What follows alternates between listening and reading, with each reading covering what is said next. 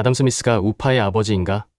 간단히 말하면 yes. 하지만 절반만 맞다. 그럼 나머지 50은 에드먼드 버크야. 좌파는 세상을 바꾸자고 말하고 우파는 세상을 지키자고 말한다. 스미스는 그 세상이 어떻게 굴러가는지를, 버크는 그 세상이 왜 지켜져야 하는지를 말했지. 아담 스미스는 현대 자유주의 자유시장 경제의 아버지로 불려. 그래서 일반적으로는 우파의 사상적 뿌리로 불릴 수 있어. 특히 우파 경제 철학의 핵심들, 작은 정부, 시장, 자율, 개인의 이익이 전체 이익으로 연결된다는 신념, 모두 아담 스미스의 국부론에서 기원해. 하지만 오해도 많다. 스미스는 극우도 기업 친화도 아니었어. 아담 스미스는 시장을 신봉한 게 아니라 시장 안에 있는 윤리적 균형을 강조했어. 그는 이렇게 말했지. 시장은 중요하지만 인간의 도덕 감정 없이는 그 시장도 무너질 것이다. 그는 부자들의 사적 독점, 지주들의 횡포를 비판했고 불평등은 사회 전체를 무너뜨릴 수 있다고 경고했어. 보이지 않는 손, 핸드는 경제 철학에서 엄청 중요한 개념이야. 보이지 않는 손이란 사람들이 자신의 이익을 추구할 때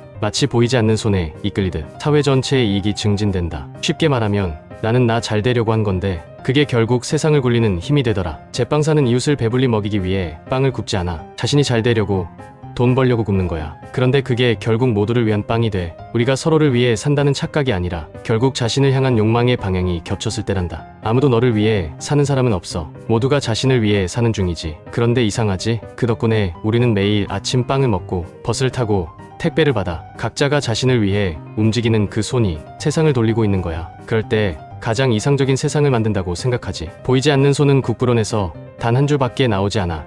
그렇지만 국부론의 핵심 단어야. 그는 오히려 도덕과 경제가 함께 가야 한다는 깊이 있는 철학자였지. 아담 스미스는 시장을 사랑했지만 그보다 먼저 사람을 걱정했단다. 우파가 사랑한 철학자.